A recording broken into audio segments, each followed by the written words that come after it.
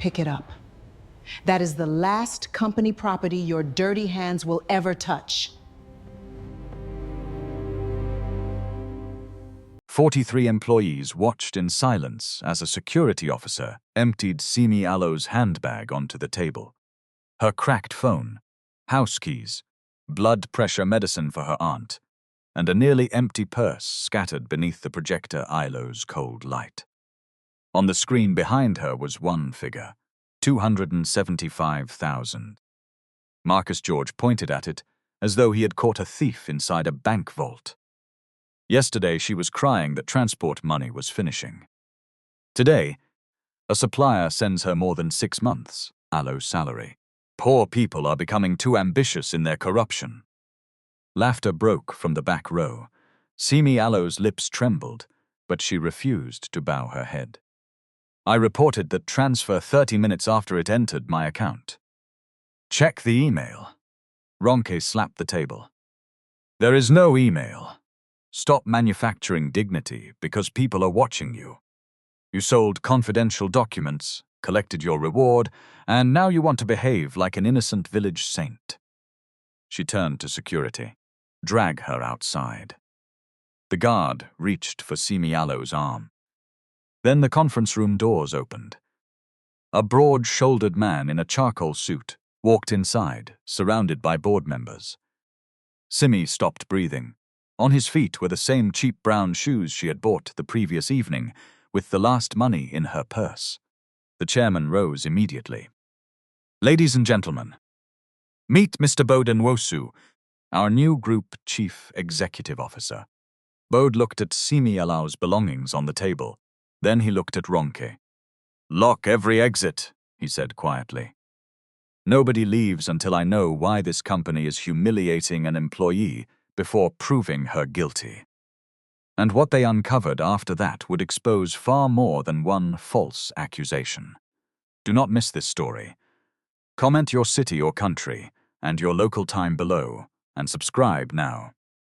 Because the people laughing at Simi had no idea whose careers were about to collapse. 36 hours earlier, Simi Adebayo had been counting coins beneath the weak yellow bulb in the sitting room she shared with her aunt in Ageji. The room was clean, but it carried the tired look of a place where everything had already served longer than it was meant to serve. The brown sofa had been repaired twice with fabric that did not match.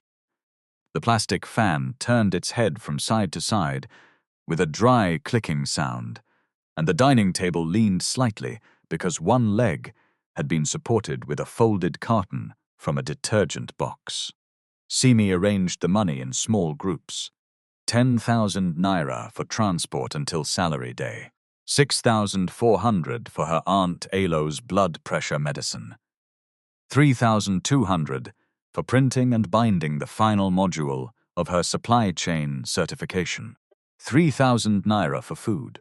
She counted again. 22,600, that was all. Her aunt, Madam Ruth Adebayo, watched from the sofa with a wrapper tied firmly around her waist. Ruth was 61, retired from a government primary school, and carried herself with the disciplined dignity of a woman who had spent 35 years teaching children to write their names properly. My daughter, stop squeezing your face, she said. Money does not multiply because you frighten it. Simi gave a dry laugh. Auntie, this money is behaving like a visitor who wants to leave before the food is ready. You will manage. I have been managing since January. Even management is tired of me. Ruth smiled, but the smile faded when she saw Simi move the medicine money closer to the edge of the table. Do not touch that one, she warned. I know. You said the same thing last month before you borrowed from it. I returned it. After my pressure nearly carried me to heaven. Auntie! What? Am I lying? Simi shook her head, gathered the notes, and placed them in separate envelopes. She had learned to budget with the seriousness of a military officer, because poverty punished carelessness more severely than wickedness. A wealthy person could make a mistake and call it an inconvenience. A poor person could make the same mistake and lose rent, medicine, or food. Her phone vibrated on the table.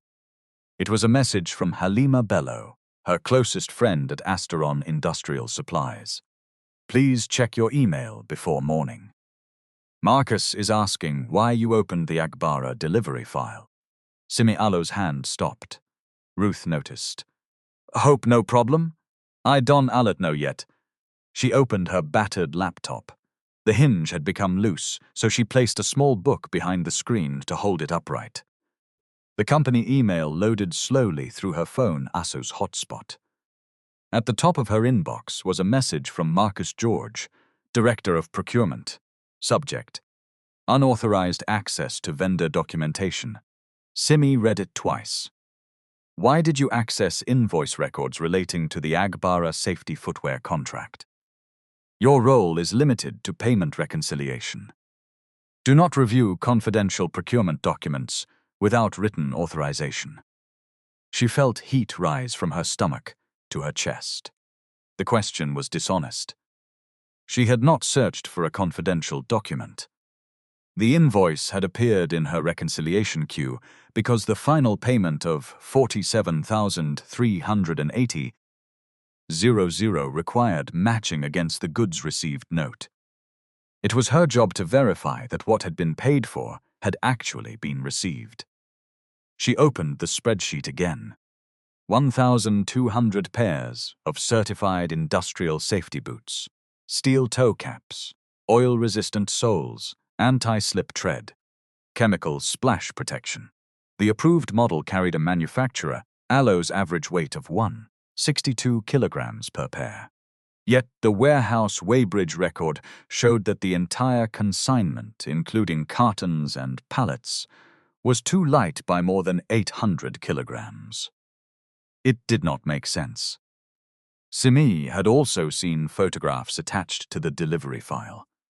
The boots looked similar to the approved model, but the stitching around the sole was wrong, and the product code printed inside the tongue belonged to a cheaper line. She had sent Marcus a simple question that afternoon. Sir, please confirm whether the supplied model was changed after contract approval. The product code and estimated consignment weight do not match the purchase order. He had not answered. Instead, he was asking why she looked. Ruth moved closer and adjusted her glasses. What is it? Simi explained carefully. Her aunt listened without interrupting, then sat back. Maybe it is an innocent mistake. Maybe. But you do not believe that. No. Then document everything. Simi looked at her. Ruth tapped one finger on the table. When people become angry because you asked an ordinary question, the question is no longer ordinary. The next morning, Tuesday the 18th of August, Simi arrived at Asteron Alo's Ikeja office at 743A. The glass building stood beside a busy road, shining above Danfo buses and roadside sellers, as if it belonged to another Lagos. Its reception floor smelled of lemon polish and expensive air freshener. Framed photographs showed smiling executives wearing helmets at factories, shaking hands with workers, and standing beside banners that said, "Safety is everybody's business." Simi passed beneath those words every day. That morning they felt like an accusation. Halima was already at her desk in accounts payable. She wore mustard-colored blouse and had tied her headscarf neatly behind her neck. The moment Simi entered, Halima rolled her chair closer. My sister. Why are you looking for trouble inside a company that can replace both of us before lunch? I did not look for trouble. Trouble entered my reconciliation folder. Lower your voice. I only asked why the product code was different. And Marcus sent mail at 10:16 p.m. Do you know what that means? It means he was awake. It means he is angry. Simi dropped her handbag beneath the desk. Since when did anger become evidence? Halima glanced around. You and this your mouth. One day it will resign before the rest of your body. They both tried to smile, but neither of them found it funny. At 8:25 a.m., Marcus walked into the open-plan office. He was a tall man with polished black shoes, a silver wristwatch, and the unhurried confidence of someone who had never been asked to wait at a reception desk. He greeted only the senior managers. When a junior employee said good morning, Marcus answered with a small movement of his chin, as though words were too expensive to waste downward. He stopped beside Simi Adebayo's desk. "My office now." Adebayo's fingers froze over her keyboard. Simi stood. Marcus Adebayo's office had a wide window overlooking the road and a coffee machine that cost more than Simi Adebayo's annual rent. A framed certificate on the wall praised him for excellence in strategic sourcing. He remained standing while she entered. "Close the door." She did. He picked up a printed copy of her email. "What exactly are you trying to prove?" "I am trying to reconcile a payment, sir. You were employed to type figures, not to investigate directors." "I am not investigating you." "Then, why are you checking product weights?" "Because the invoice is for certified steel-toe boots, and the delivery weight is not consistent with that product." Marcus stared at her for 3 long seconds. The air conditioner hummed. Then he laughed. It was not a warm laugh. It was the kind a person used when deciding how badly to insult someone. "Simi, do you know your employment category?" "Contract staff." "Good. At least poverty has not damaged your memory. You are a temporary reconciliation assistant. Your salary cannot buy 1 tire on my car. Yet you are stretching your neck into a 47 million contract, as if the board appointed you to supervise procurement." Simi kept her hands at her sides. "The transaction came to my queue, sir, and I am removing it. Has the model changed?" Marcus Adebayo's face hardened. "You are becoming too bold. I only need an answer for the file." "The answer is that senior management approved the delivery." "Then may I have the variation note?"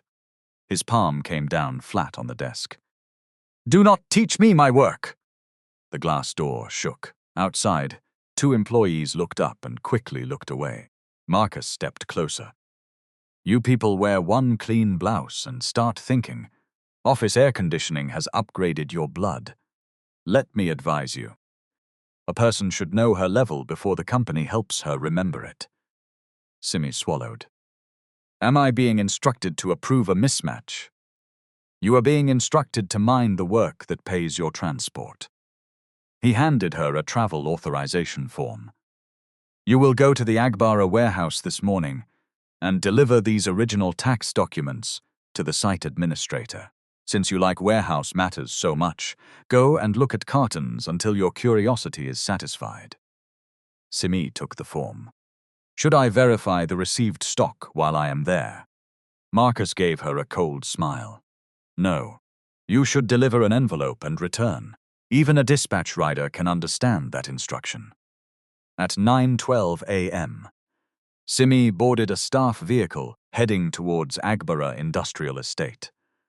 The journey took nearly 2 hours because of traffic around Mile 2 and the slow crawl near the expressway.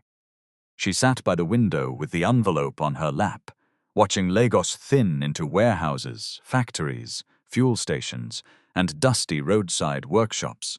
The Agbara facility occupied a large compound surrounded by high fencing. Trucks moved through the gate, and workers in faded overalls crossed the yard under the hot sun. A large sign near the entrance read "Zero harm, 0 excusses." Simi delivered the tax documents at 11:24 a.m. She should have left immediately. Instead, as she walked past the dispatch bay, she heard a man cry out. A metal crate had slipped from a hand trolley and landed against a worker Adebayo's right foot. The impact was not enough to crush the entire foot, but the man fell hard, clutching his toes while 2 others dragged the crate away. The supervisor rushed over. "What happened?" "The trolley wheel locked, sir," one worker said. The injured man sat on the concrete, breathing through his teeth. His safety boot had split across the front. The material had peeled open like cheap cardboard. Simi moved closer. "Please, give him space." The supervisor looked at her badge. "Who are you?" "From head office." His posture changed, but only slightly. The injured worker pulled off the boot. His toes were swelling, and blood darkened the edge of one nail. Simi crouched. "Is there a clinic here?" "Yes," the supervisor said quickly. "We are taking him." He turned to the worker. "Why did you not move your leg fast? You people must learn to pay attention." The man looked up in disbelief. "Sir, the crate fell without warning. Something cannot fall without cause." Simi picked up the broken boot. The toe area bent beneath her thumb. No steel. Not even a reinforced composite cap, just a thin piece of molded plastic. "What model is this?" she asked. The supervisor frowned. "Madam, leave that one. We will handle it." She checked the product code inside the tongue. Exactly the same code she had seen in the photograph. Was this part of the new delivery? The supervisor Allo's eyes shifted. "I don't allot know. You supervise the dispatch bay."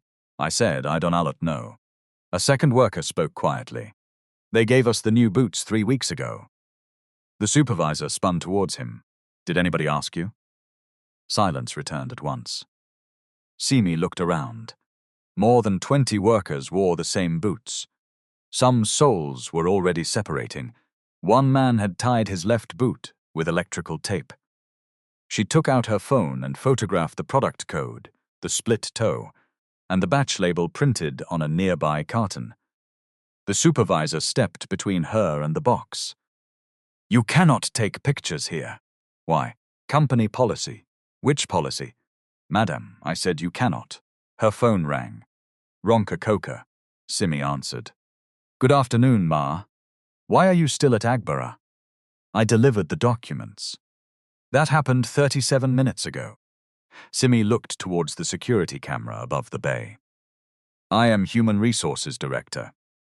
I know where staff are supposed to be. There has been an injury. Are you a nurse?" "No, Ma."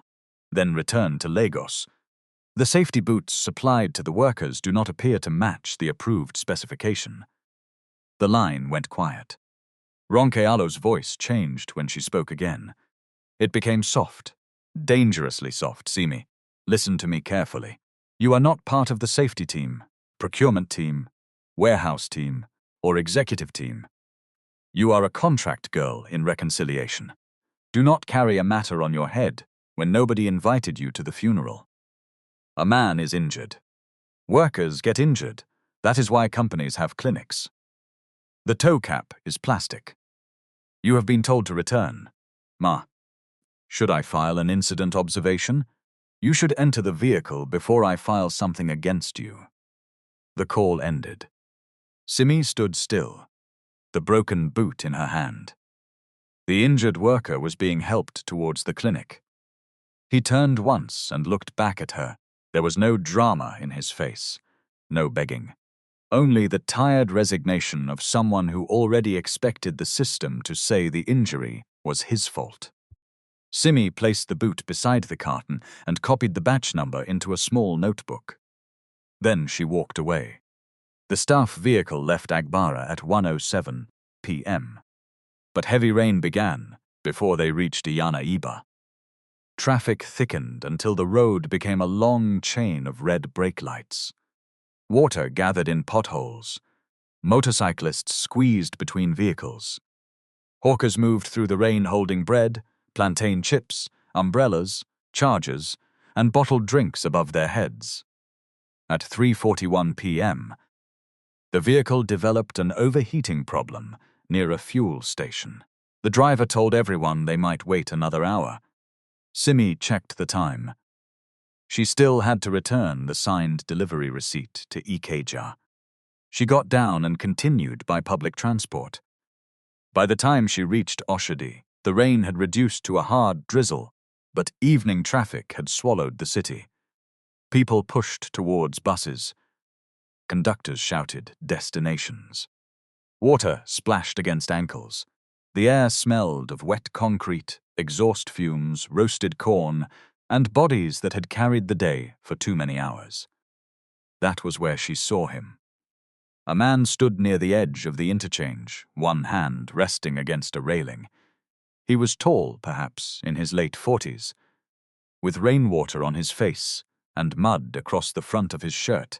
One trouser leg had been torn near the knee. His right shoe had split open, and the leather hung away from the sole.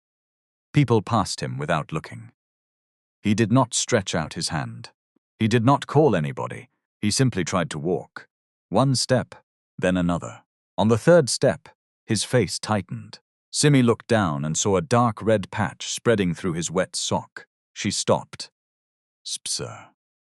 The man glanced at her. "Are you all right?" "I will be." His voice was controlled, educated, and tired. "You are bleeding. It is a small cut. You are limping like the road offended your family." For the first time, something moved in his eyes, almost a smile. "I have had better afternoons. Where are you going?" "Ikea." "Like this?" "I will find a taxi." Simi looked at the torn shirt, the muddy trousers, and the ruined shoes. 2 drivers had already ignored him. In Lagos, appearance was often the first document people requested. "Do you have somebody to call?" "My phone is not with me." "Your wallet?" "Also not with me." She narrowed her eyes. He noticed. "I am not asking you for money. I did not say you were. You were thinking it." "I was thinking many things." "That is allowed." He shifted his weight, and pain crossed his face again. Simi pointed towards a row of small shops beneath the bridge. "Come." "Where?" "To buy slippers or shoes." "No, sir. Your foot is open." "I said I will manage." "You are not managing. You are leaking blood." He looked at her properly then. Her blouse was clean but old. The strap of her handbag had been repaired with dark thread. Her office shoes were worn at the heels. Nothing about her suggested spare money. "I cannot allow you to spend on me," he said. "Who told you I am spending?" "You did." I said, "Come." "My sister." "Please do not my sister Almi while standing inside dirty water with an open wound." A laugh escaped him before he could stop it. Simi turned and began walking. After a moment, he followed. The shoe shop was narrow and crowded, with boxes stacked to the ceiling. A young salesman looked at the muddy man and then at Simi. "Madam, slippers are outside." I asked for covered shoes. He pointed lazily at one shelf. "Those ones start from 25,000. That is too much. Then check roadside." Simi Alo's eyes hardened. "Do you want to sell, or do you want to examine our family history?" The salesman shrugged. An older woman behind the counter called out, "Bring the brown pair from the back." Size 44. The man sat on a wooden stool while Simi found a sachet of clean water and tissue. When he removed the damaged shoe, she saw a cut near his heel and another along the side of his foot. "What happened?" she asked. "Our vehicle was involved in an accident near the expressway. A delivery rider was trapped close to the drainage. We helped pull him out before the ambulance arrived." "Where is your driver?" He went with the injured man. "My bag was in the vehicle." "So you are not homeless?" "No." Simi paused, embarrassed by the thought she had not spoken aloud. He saw it and smiled faintly. "But you thought I was. You looked like life had beaten you and collected the receipt. That is fair." The older woman brought a pair of plain brown leather shoes. They were not elegant, but they were strong, with thick soles and soft lining. The man tried them on. They fit. "How much?" Simi asked. 21,000. Simi shook her head. "Mama, no. The stitching is not even straight." The woman put one hand on her waist. "Do you want to buy stitching or shoe?" "I want both." They negotiated for 4 minutes. Final price, 18,750. Simi opened her purse. The notes inside seemed to look back at her. Her transport money, her printing money, part of the medicine money. The man stood. "No, I will not take them." Simi held up one hand. "Sit down." You do not have enough. You don't know what I have. I can see your purse. Then face the other side. This is not reasonable. Neither is walking from Oshodi to Ikeja with blood inside your shoe. He lowered his voice. Give me your account number. I will return it tomorrow. Simi counted the money onto the counter. I did not buy shoes to turn a wounded man into my debtor. You may need this money. I need many things. Then why? She looked at him, because she had seen a worker's toes swelling inside a boot that should have protected him. Because all day, people with authority had behaved as if pain became less important when it belonged to somebody beneath them. Because the world already had enough eyes that measured worth before offering help. But she did not say all that. She only said, "A foot is a foot, sir. It does not become more deserving because the owner has money." The man went still. The shop noise continued around them. A customer argued over a belt. Rain tapped against the metal awning. Somewhere outside, a conductor shouted, "Burger! Burger! One chance remaining." But between Simi and the stranger, the moment held. "What is your name?" he asked. "Simi." "Simi what?" "Just Simi. I am Bode." "Just Bode?" His mouth curved. For now, she paid. Afterward, Bode asked the shop owner to write a receipt. But Simi folded it and placed it in his hand. "In case the shoe spoils before you reach Ikeja," she said. "You trust the shoe more than you trust me. I know where the shop is." Outside, they stood beneath the awning. Bode looked at the Asteron logo on her staff lanyard. "You work there?" "Yes. What do you do?" "I reconcile invoices and disturb people with questions." "Which one pays more?" "Neither pays enough." He laughed again. Then a dark vehicle stopped near the curb. A worried-looking man jumped out and hurried towards them. "Oga! Thank God. We have been searching everywhere." Bodalo's expression changed. Not into arrogance, into command. "How is the rider?" "Stable, sir. They are stitching his arm. Your bag is inside." Simi looked from the driver to Bode. The driver opened the rear door with both hands. Bode turned to her. "Let us take you home." "No, thank you. It is raining. I will enter bus." "You have spent your transport money." Simi stiffened. "Who told you?" "Your face." "My face talks too much." "At least let me return the cost." "No, Simi." Bode. The driver tried not to smile. Simi stepped backwards. "The shoes are not a business transaction. Reach home safely." Then she turned and disappeared into the moving crowd before he could stop her. She walked nearly 2 kilometers before finding a cheaper bus route. By the time she reached home, it was 9:18 p.m. Her aunt opened the door and stared at her wet clothes. "Where have you been?" "Managing." Ruth looked at the empty purse in Simi Alo's hand. "What did you do?" Simi closed her eyes. "Auntie." "Before you shout, let me explain." Ruth listened. She did not shout. That was worse. When Simi finished, Ruth sat down slowly. "You spent 18,750 on shoes for a stranger. He was injured. And now how will you go to work? I will find a way. How will you print your course material?" "I will delay it." "And my medicine?" Simi looked away. Ruth Alo's voice softened.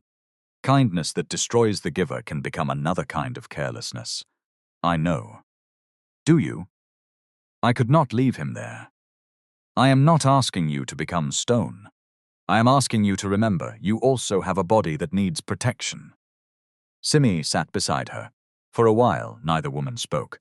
Then Ruth took Simi Alo's hand. "You did a good thing," she said. "But next time, do not give away the roof because somebody needs shade." At 6:31 the next morning, Simi Alo's phone vibrated beneath her pillow. Credit alert. 275,000. Sender, Northline Vendor Services. Reference, consulting support. She sat upright. Her breath caught. She had never heard of Northline Vendor Services. At 6:34 a.m., she took screenshots. At 6:36, she emailed her bank Arlo's fraud desk. At 6:41, She copied Astron accounts payable and the compliance mailbox, stating that the payment was unauthorized and requesting that it be frozen or returned. At 6:44, she called Halima. Halima answered with a sleepy voice. Who died?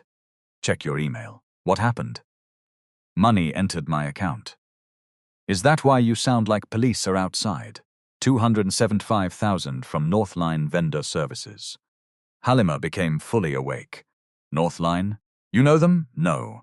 Wait, that name has appeared somewhere. Where? I don't remember. Simi, do not touch one kobo. I have already reported it. Forward everything to my personal email also. Why? Because company servers have ears, and some ears belong to people with long hands. At 7:03 a.m., Simi forwarded the screenshots and bank reference to Halima. At 7:17, her Astron email stopped accepting her password. At 7:22, she received a text message from Ronka. Report to conference room B at T9 a.m. for an urgent integrity review. Do not access any company system or contact any vendor. Simi stared at the screen. Her aunt came from the bedroom, tying her wrapper. Hope no problem. Simi looked at the message again. This time, she knew the answer. There was a problem, and it already knew her name. At 8:52 a.m., Simi stood outside conference room B, with her handbag pressed against her side. She had borrowed 1,500 from Ruth for transport. The money had come from a small emergency envelope hidden beneath folded wrappers in the wardrobe.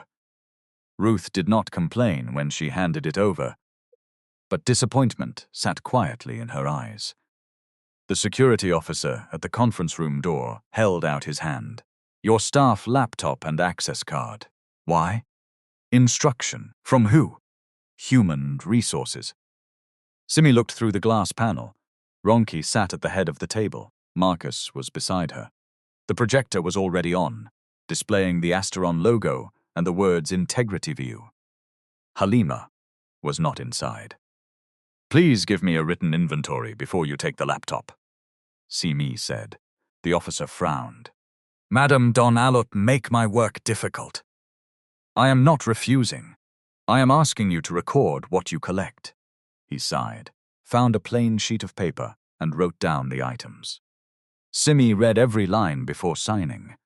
That small act irritated Ronke before the meeting had even begun. When Simi entered, Ronke did not ask her to sit. Where were you yesterday between 11:20 a.m. and 12:15 p.m.? At the Agbara warehouse. Doing what? Delivering tax documents. Only that? I witnessed a workplace injury and examined the boot involved. Marcus leaned back. Examined. Listen to her. One online certificate, and she has become a forensic engineer. Ronke opened a folder. You photographed restricted inventory without authorization. I photographed a failed safety product after an injury. You contacted employees outside your reporting line. I asked whether the boot came from the recent delivery. You interfered with a site incident. I asked whether the injured man was being taken to a clinic. Ronchiello's lips tightened. You see your problem. Every answer has another argument inside it. Simi looked at Marcus. Has the model in the purchase order changed? Marcus smiled without warmth. This is not your investigation. Then, what is this meeting about? Ronke turned her laptop towards Simi. The credit alert filled the screen. 275,000. Northline Vendor Services, Ronke said. A company linked to one of our procurement exercises. Simi felt cold travel down her arms.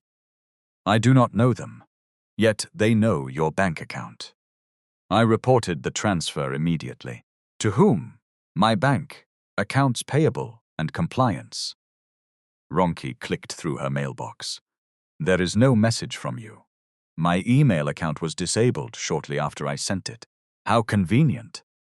The bank has the report. Marcus drummed his fingers on the table. What service did you provide to Northline? None. Why does the reference say consulting support? I don't know. Why did you access a confidential vendor file yesterday? Because it entered my payment queue. And why did you travel to the warehouse? You sent me. I sent you to deliver an envelope, not inspect goods. Simi looked from one face to the other. The trap was no longer hidden. You want to say I collected money to leak information about the boot contract? Ronki folded her hands. We are asking questions. No, Ma. You already wrote the answer before I entered. Marcus stood. Be careful.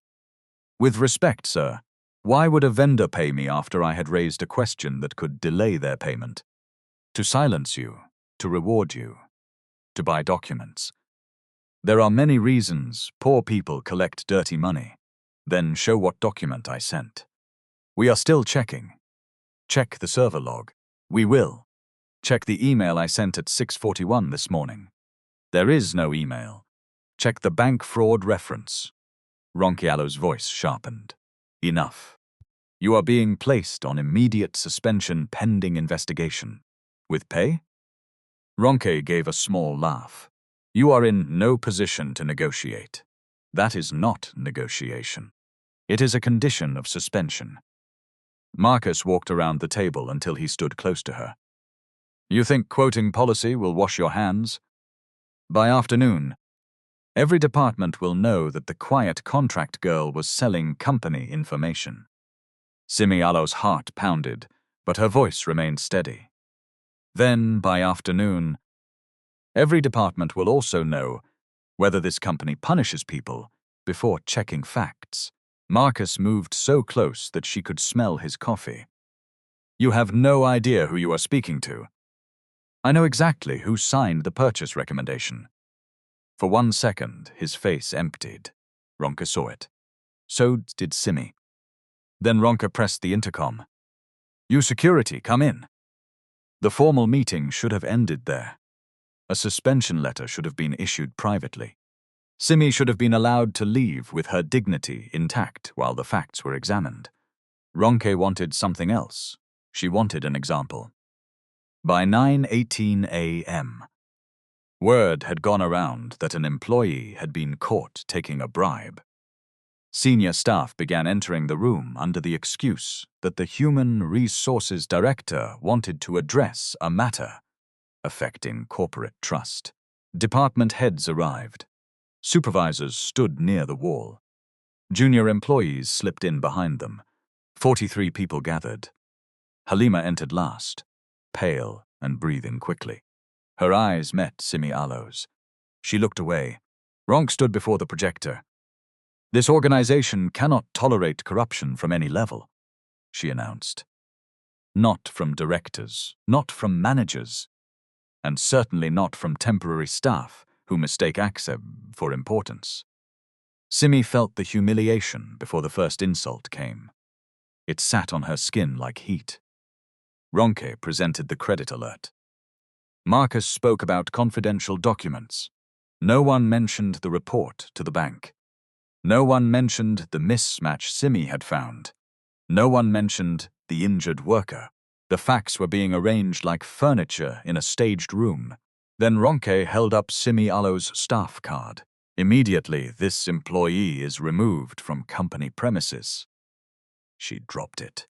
The card struck the marble floor and slid beneath the conference table. Pick it up, she ordered. That is the last company property your dirty hands will ever touch. The security officer hesitated. Ronki pointed at Simi Alo's handbag. Search it. Ma, the officer said quietly, we may need consent or search it. Simi gripped the strap. You have no right to empty my personal bag before a crowd. Ronka smiled. A woman who collected vendor money is suddenly concerned about rights. Marcus addressed the room. Yesterday, she was crying that transport money was finishing. Today, a supplier sends her more than 6 months' aloe salary. Poor people are becoming too ambitious in their corruption. A few people laughed, not because it was funny. Because powerful people sometimes trained others to laugh as a form of obedience. The officer took the bag from Simi. Her cracked phone, keys, Ruth Aloe's medicine, a pen, a folded handkerchief, and her nearly empty purse fell onto the table. Ronki picked up the purse and opened it. Inside were 200 naira notes and coins. "Look at this," she said. This is why temptation found her so easily. Hunger entered the office wearing a blouse. Simi Aloe's eyes burned. She refused to cry. "I reported the transfer 13 minutes after it entered my account. Check the email." Ronke slapped the table. "There is no email. Stop manufacturing dignity because people are watching you. You sold confidential documents, collected your reward, and now you want to behave like an innocent village saint." She turned to security.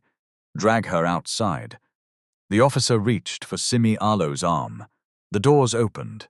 Boda Nwasu entered in a charcoal suit. He was no longer the mud-stained man beneath Oshodi Bridge. His shirt was crisp. His shoulders were straight.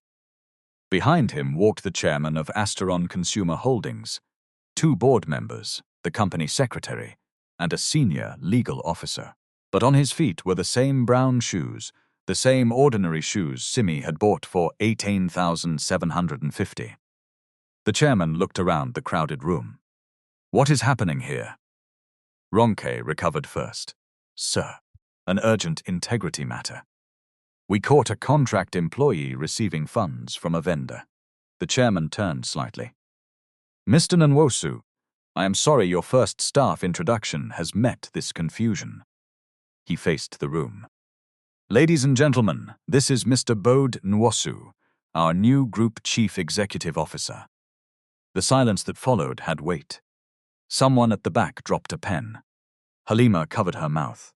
Marcus Aloe's eyes moved to Bode Aloe's shoes, then to Simi, then back again. Ronki stared as if the room had shifted beneath her. Bode did not greet anyone. He looked at the contents of Simi Aloe's handbag spread across the table. He looked at the staff card on the floor. Then he looked at the security officer Aloe's hand near her arm. "Lock every exit," he said. No one moved. Bode Aloe's voice remained calm. That was not a suggestion. Tayo Okoro, the security supervisor, stepped forward from near the door. "Yes, sir," he instructed the officers outside to secure the room. Ronki forced a smile. "Sir, perhaps we should continue this privately. The evidence is very clear." "Evidence does not become clearer because you humiliate somebody in public. Sir, she received vendor funds, and has she been interviewed with representation?" "We are interviewing her now." Bode Aloe's gaze moved across the 43 faces. "This is not an interview. This is a performance." Ronke Aloe's smile disappeared. Marcus spoke. "With respect, sir, the woman accessed restricted documents and received 275,000 from a vendor connected to procurement." "Connected how?" Marcus hesitated. "We are confirming the exact relationship." "So you have not confirmed it. We have enough to suspend her." "Then suspend her according to policy. Why is her purse open before half the building?" No answer came. Bode walked to the table and picked up Ruth Aloe's medicine. He read the label, placed it carefully beside the phone, and closed Simi Aloe's purse. Then he bent down and retrieved her staff card from beneath the table. He placed it in front of Ronke. "Who authorized the public search?" Ronke lifted her chin. "I did." "Under which policy?" "She is a corruption risk. That is an accusation, not a policy." Bode turned to Simi. "Did you report the transfer?" "Yes, sir. At 6:41 a.m. to the bank. Accounts payable and compliance." "Do you have proof?" "My company email has been disabled, but the bank gave me a reference number." Halima also received a copy. Every head turned towards Halima. She looked terrified. Ronke spoke quickly. Halima has not been cleared to participate." Bode did not raise his voice. Bellow. "Did you receive a copy?" Halifa swallowed. "When?" 7:03 a.m. "Do you still have it?" "On my personal email." Ronke Aloe's face tightened. Forwarding company matters to a personal account is itself a violation. Bode looked at her. We will address that separately. First, we will establish whether the employee reported the money before you accused her of accepting it. Marcus stepped in. Sir, this could be fabricated. Then forensics will determine that. Bode turned to the company secretary. Write the following instructions. Preserve all email logs from midnight yesterday. Preserve all access control records, procurement files, bank correspondence, CCTV and administrator activity. Suspend automated deletion across relevant systems. Seal the devices assigned to Mr. George, Mrs. Coker, Ms. Adebayo, and any administrator who touched her account. The company secretary wrote rapidly. Ronke Allo's color changed. Bode continued. An external audit team will lead the review. Legal will appoint an independent employment advisor. No one in this room is to contact Northline Vendor Services until the investigators authorize it. Marcus folded his arms. Sir, are you saying you do not trust your own management? I am saying trust is not a substitute for evidence. His eyes rested on the projector. Adebayo will be placed on paid administrative leave. She is not cleared. She is not condemned. The same neutral preservation measures will apply to every person whose actions are relevant. Simi felt a strange mixture of relief and pain.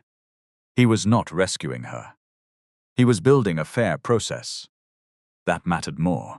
Ronka pointed towards Bo Diallo's shoes before she could stop herself. Sir, do you know this employee personally? The room tightened again. Bode looked down at the brown shoes. I met her yesterday after a road accident left me without my wallet and with an injured foot. She bought these shoes for me.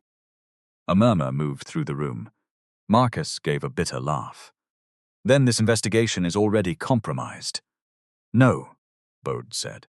Her kindness does not prove she is innocent. Your dislike does not prove she is guilty. Documents will decide. He faced everyone. Any employee who discusses this case as gossip, threatens a witness, deletes a record, or retaliates against any participant will answer directly to the board. His gaze returned to Ronke. Is that understood? Yes, sir. It came out thin. Bode asked the employees to return to work. No one moved at first.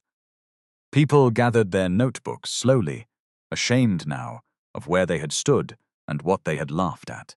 As Halima passed Simi, she whispered, I am sorry. Simi did not answer. Outside the building, the sun was painfully bright. Simi stood beside the gate, holding her handbag. Her access card remained with the company. Her laptop was sealed. Her colleagues had watched her purse, emptied like the belongings of a criminal. A dark company vehicle waited near the entrance.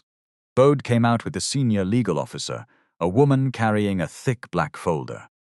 Simi, he called. She turned. Bode stopped a respectful distance away. The company will arrange transport home. I can find my way. You should not have to pay to leave a workplace that placed you on administrative leave. She looked at the lawyer. Bode understood. This is the legal officer who will document the conversation. I will not meet you privately while an investigation concerns both of us. Simi Adebayo's shoulders lowered slightly. Thank you, sir. He held out an envelope. 18,750 for the shoes, plus the transport you lost by refusing a ride. I told you, and I heard you.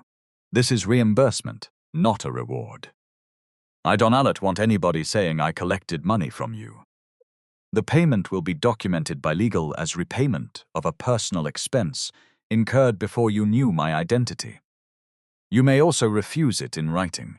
Simi stared at the envelope. The cruel irony almost made her laugh. She had been accused of receiving money, and now even money honestly owed to her felt dangerous. I will accept only the exact shoe cost, she said. No extra. Bode nodded. Fair.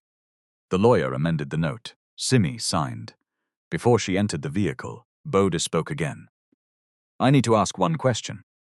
Why were you looking at the Agbara boot contract? She studied him. Because the delivery weight did not match the product. Then I saw a worker get injured. The boot split, and there was no steel cap.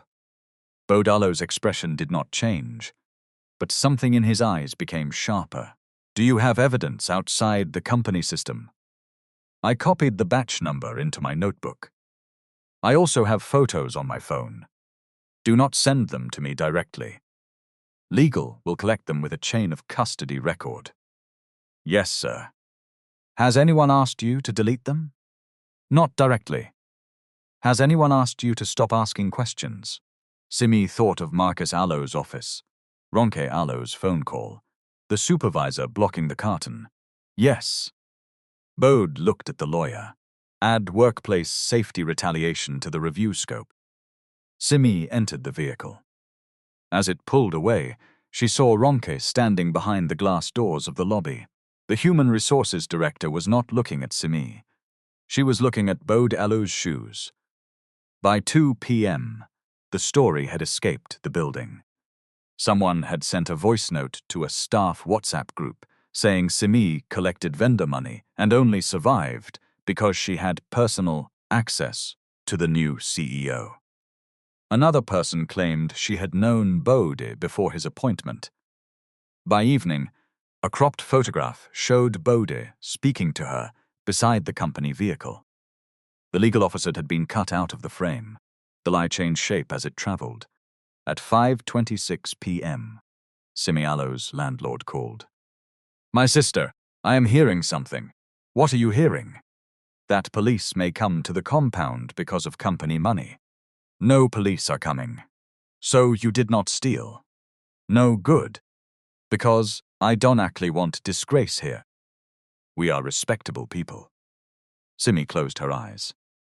The rent on his leaking 2-bedroom flat was 11 months overdue from another tenant. Yet respectability had suddenly become his greatest concern.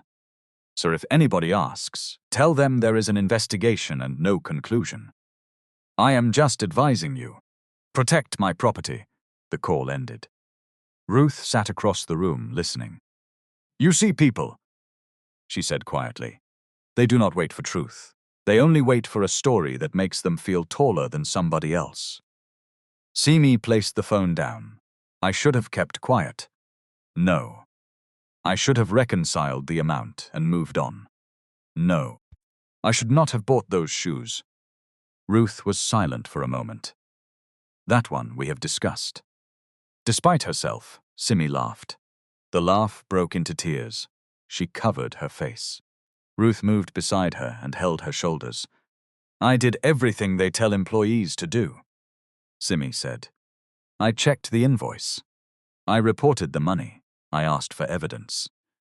Yet they still stood me before everybody like a thief. My daughter, a correct action does not always protect you from immediate suffering. Then, what is the point? The point is that when the noise finishes, you can still stand beside yourself. Simi lowered her hands. What if the evidence disappears? Then we find what did not disappear. The next morning, 2 members of the external audit team came to collect Simi Adebayo's phone images and notebook.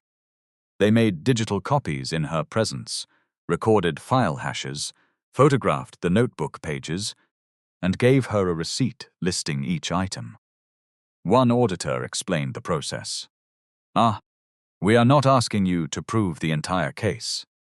We are asking you to preserve what you personally observed. That sentence lifted a weight from her. For 2 days, Simi remained at home while the investigation began.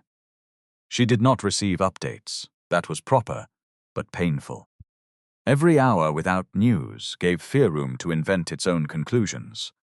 On Friday afternoon, Bode visited the flat with the same legal officer. Ruth opened the door and stared at his suit. Are you the shoe man? Bode blinked. Simi covered her face. Auntie, what? Is he not? Bode smiled. Yes, Ma, I am the shoe man. Ruth stepped aside. Enter, but wipe your feet. CEO or not, I just cleaned the floor. They sat in the small living room. Bode refused the only armchair and took the repaired sofa. The legal officer remained near the dining table, writing notes. Bode looked around without pity. Simi appreciated that. Pity often examined poverty like an exhibition. I came because the board has authorized us to clarify your account of the Agbara incident, he said. This is not a social visit. Ruth nodded firmly. Good. Social visits should bring malt. Simi nearly choked. Bodella's eyes warmed. Ma. He asked Simi to describe the injury from beginning to end. She did. He asked what the supervisor said, which boot she handled, where the batch code was located, and whether she removed any item from the warehouse. No, sir. Did anyone direct you to inspect the boots? No. Then why did you? Because the boot split. That is observation. I am asking why you became involved. Simi looked down at her hands. The worker was in pain, and the supervisor was already blaming him before anybody checked the equipment. Bode waited. She continued. I know I am not a safety officer, but sometimes titles become an excuse for everybody else to pretend they did not see. The legal officer looked up. Bode leaned back slightly. And the invoice mismatch? The delivered product code belongs to a cheaper model.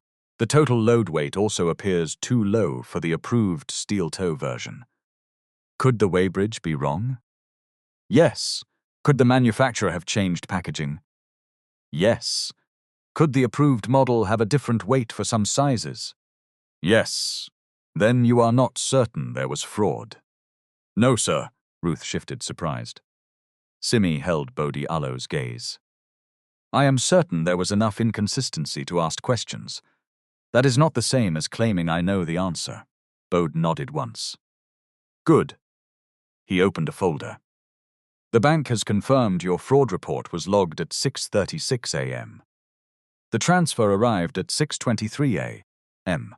Your email to Asteron left your mailbox at 6:41. Simi exhaled. Then they know I reported it. They know the message existed. Was it deleted? The audit is ongoing. Who owns Northline? The audit is ongoing. Sir, with respect, that answer is becoming irritating. Ruth Allow's eyes widened. The legal officer stopped writing. Bode looked at Simi for a long second. Then he said, It is irritating because it is necessary. If I give you unverified information, I can compromise the same fairness I am promising you. Simi pressed her lips together. You are right. I know waiting is difficult. It is easier when the person waiting still has a salary and a clean name. Bode accepted the blow without defense. You are also right. Before leaving, he asked Ruth whether the medicine on the conference room table had been replaced. Ruth answered, My daughter replaced it with the shoe money you returned. Bode looked at Simi. She shrugged. The foot is a foot, sir, even when it belongs to my aunt. Outside the flat, the legal officer noticed a man across the road lifting his phone. She turned immediately. The man lowered it and walked away. By evening, another photograph appeared online. The new CEO visits bribery suspect at home. The legal officer had once again been cropped out. Ronke forwarded the image to 2 board members with a message expressing concern about reputational exposure and apparent personal involvement. She believed she was protecting herself. Instead, she created another record. At the Agbara warehouse, the investigation was making other people nervous. Marcus called the site supervisor 3 times that Friday. Ronk called twice. By 10:08 p.m., an electrical short circuit started in the records room behind the dispatch office. The fire did not destroy the building. The alarm worked. Workers contained the flames before emergency services arrived. But 3 shelves of delivery notes, inspection forms, and vendor certificates were soaked by water and smoke. At 10:31 p.m., Bode received the call. At 10:47, he instructed security to treat the room as a potential evidence site. until electrical engineers and fire investigators completed their work. At 11:03, Marcus sent a message to Ronke. "This is getting out of hand," Ronke replied 2 minutes later. "Then remove the girl from the center of it." Once the board doubts her relationship with him, everything she touched becomes contaminated. Neither of them knew that the company, Aloe's legal preservation order, had already begun capturing work device communications. But that evidence would not be discovered until later. For now, Simi woke on Saturday morning to a breaking news-style message in the staff group. "Fire destroys Agbara Marketera Records linked to bribery case." She read it 3 times. Then she called Halima. Halima did not answer. She called again. Still nothing. At 8:19 a.m., Halima finally sent a text. "Please stop calling me. HR has asked me to come in on Monday. I have a family. I cannot lose this job." Simi sat on the edge of the bed with the phone in her hand. The message hurt more than Ronke Aloe's insults, because fear had now reached the person she trusted most. Monday arrived with the heavy stillness of a day that had already chosen trouble. Halima entered Astron Aloe's building at 8:06 a.m. She had barely placed her handbag beneath her desk when a message summoned her to Ronke Aloe's office. The Human Resources Director did not offer her a seat. On the table lay a renewal form for Halima Aloe's employment contract. Her current agreement would expire in 23 days. Ronke rested one finger on the form. "You have worked here for 2 years. Yes, ma. You want to continue? Yes, ma. Then help this company understand the kind of person Simi is." Halima Aloe's throat tightened. "I have already told the auditors what I know. You told them you received an email." "I did." "Did Simi ever complain about money?" Halima stared at the renewal form. Everybody complained about money. Senior managers complained about fuel prices while sitting inside cars with refrigerated seats. Junior workers complained about transport. Contract staff complained about food. In Lagos, money entered almost every conversation because it left almost every pocket too quickly. "Yes," Halima said. "Sometimes." Ronke smiled. "Did she ever say she would do anything to escape poverty?" "No. Think properly," she said. She wanted a permanent job and professional certification. "That is ambition. It is not corruption." Ronkella's eyes cooled. "Did she ever ask you for a loan?" "Yes. Small money for transport. She paid it back." "Did she ever discuss vendor accounts?" "We work in accounts payable. We discuss vendor accounts every day." "Did she appear unusually interested in the boot contract?" "She found a mismatch." Ronke leaned forward. "I am not asking what she claimed to find. I am asking about her behavior." Halima understood then. Ronke did not want information. She wanted vocabulary that could be rearranged into guilt. "Ma, what exactly do you want me to say?" The office went silent. Ronke moved the renewal form into a drawer.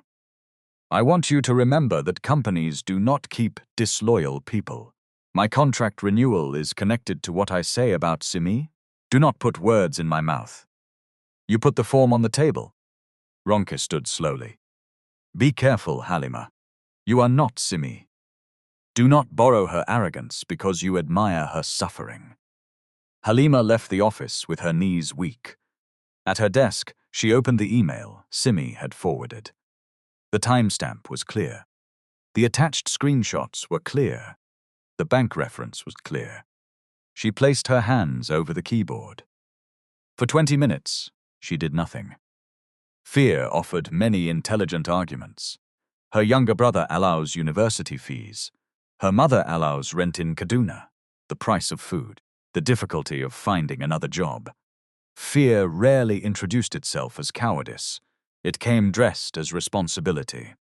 At 9:04 a.m., Halima forwarded the email to the external auditors, copied the independent employment advisor, and added one sentence. HR showed me my contract renewal form while asking me to provide negative statements about Ms. Adebayo. I believe this may be retaliation or witness pressure. Then she sat back and waited for her life to change. It changed before noon. Ronke received a notice restricting her from interviewing witnesses without an independent representative present. Marcus Allow's access to procurement systems was suspended. Both were instructed to surrender company devices for forensic imaging.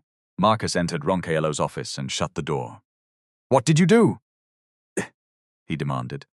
"What did I do? You are the one who sent money into that girl, ILO's account, with a traceable company name.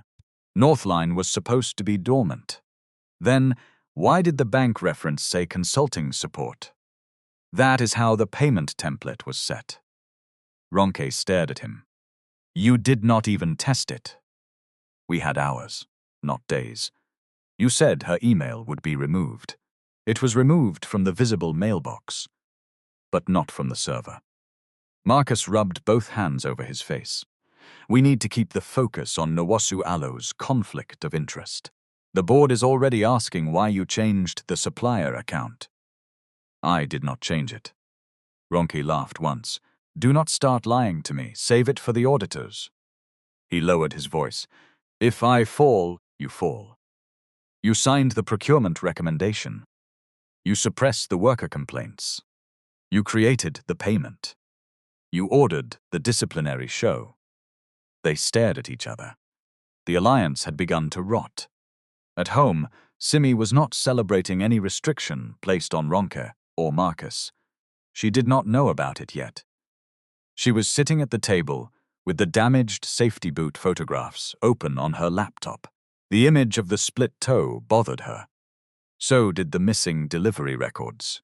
She enlarged the carton label. The batch number was visible, but the rest of the printed information blurred at the edge. Ruth placed a bowl of pap beside her.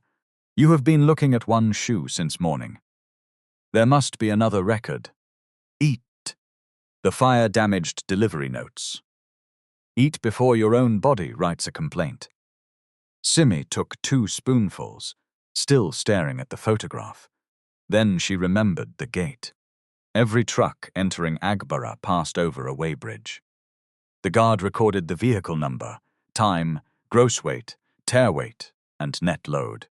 Even if paper delivery notes were damaged, the weighbridge system could retain digital entries. The data might also be backed up by the security contractor, rather than the procurement department. She called the audit contact listed on her evidence receipt.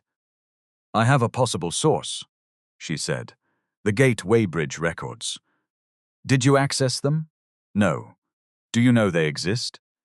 "I saw the scale and terminal when I entered.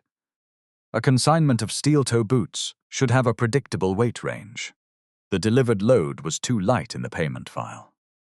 The auditor paused. "That is useful. Do not contact the warehouse yourself." "I understand." Within 3 hours, the audit team requested the records through legal. The first result appeared the next day.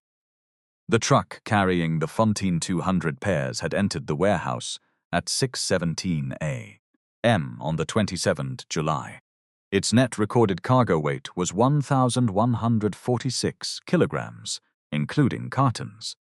The approved boots, even using the lightest size distribution, should have weighed at least 711 kilograms before packaging. The difference was not small. It was physical. Numbers could be manipulated, but weight obeyed gravity.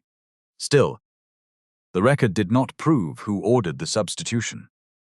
It only proved that the goods delivered could not have been the goods described. The investigators needed more.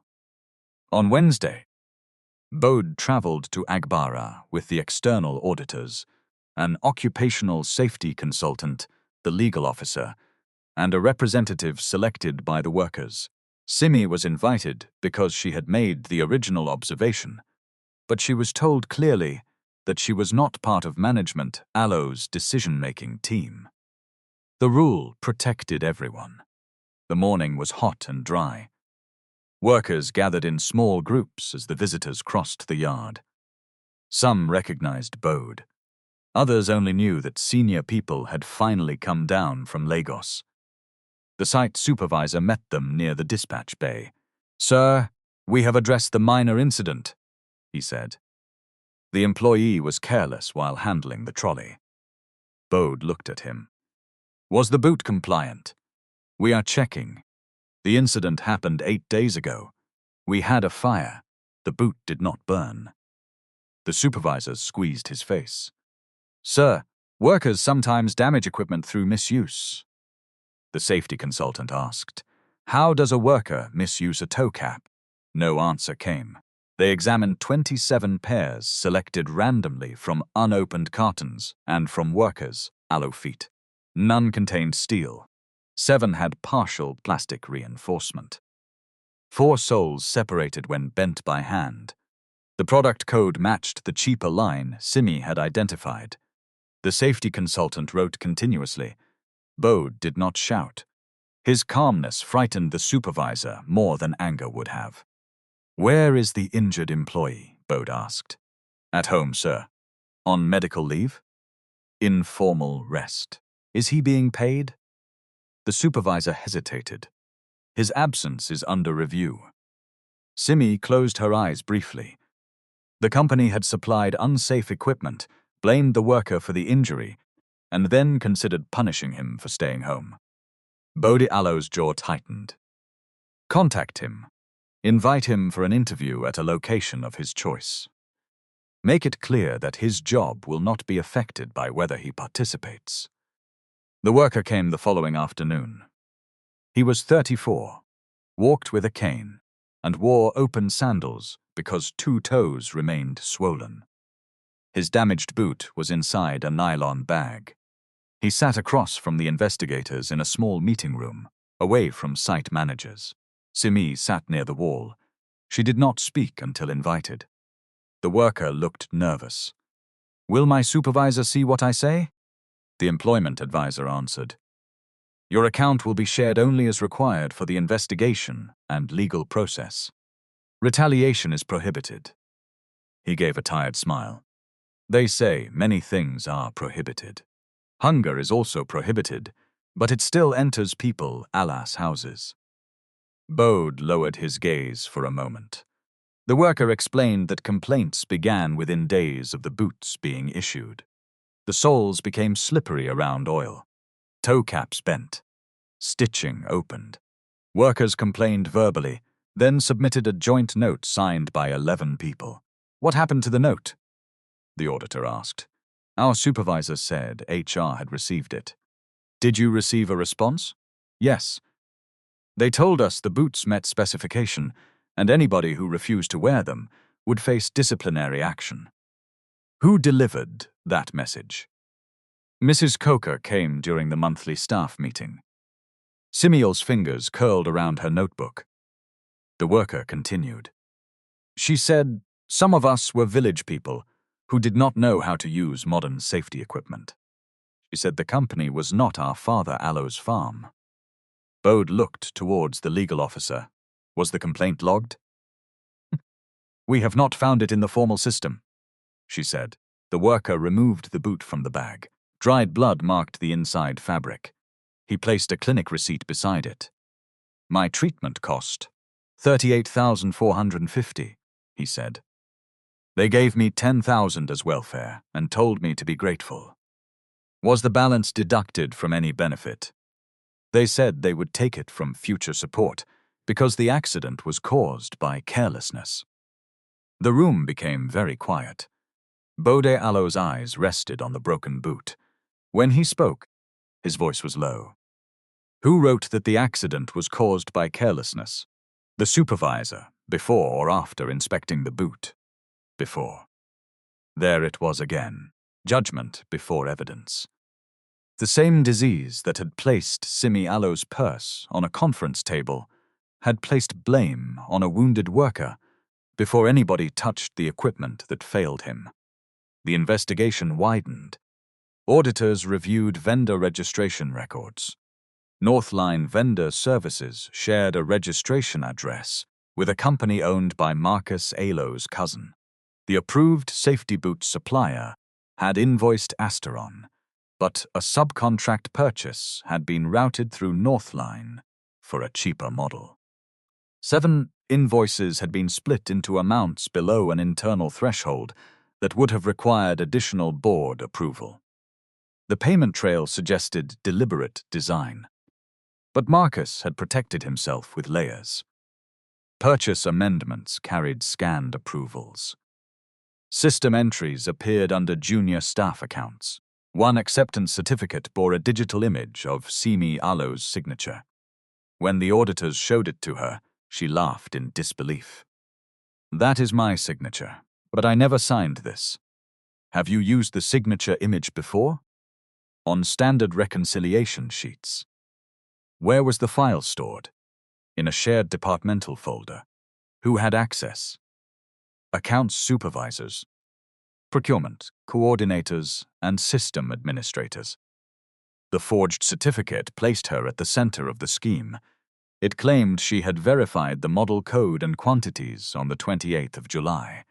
On that date, Simi had been attending a compulsory training session in Ikeja from 9:00 a.m. until 3:30 p.m. Attendance records, classroom photographs, and login data confirmed it. The forgery was clumsy once examined. It had only needed to survive long enough to frighten her out of asking questions. Meanwhile, Ronke Alo's campaign changed direction. A gossip account posted the cropped image of Bode outside Simi Adebayo's home, with a caption suggesting that the contract staff under bribery investigation enjoys private executive protection. Employees began whispering that Simi Adebayo's kindness at Oshodi had not been accidental. Some claimed she had known Bode Alo's identity. Others said she had followed him. The lie was absurd. That did not make it weak.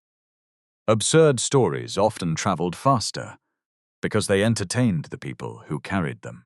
The board requested an explanation from Bode. He responded by releasing a formal conflict management note. It recorded the accident, the shoe purchase, the repayment witnessed by legal, the reason for the home interview, and every person present. He recused himself from deciding Simi Adebayo's individual employment outcome while retaining authority over the wider safety and governance review. Simi read the notice on the company portal. It did not praise her. It did not describe her as an angel. It simply told the truth. That felt cleaner than praise. Still, the gossip continued. One afternoon, Simi called Bode through the legal contact. "I want to withdraw from the process," she said when the monitored call began. "Why? My name is becoming the story instead of the boots. The boots are being investigated. People are saying you are protecting me because of a relationship. The record disproves that. Records do not stop mouths.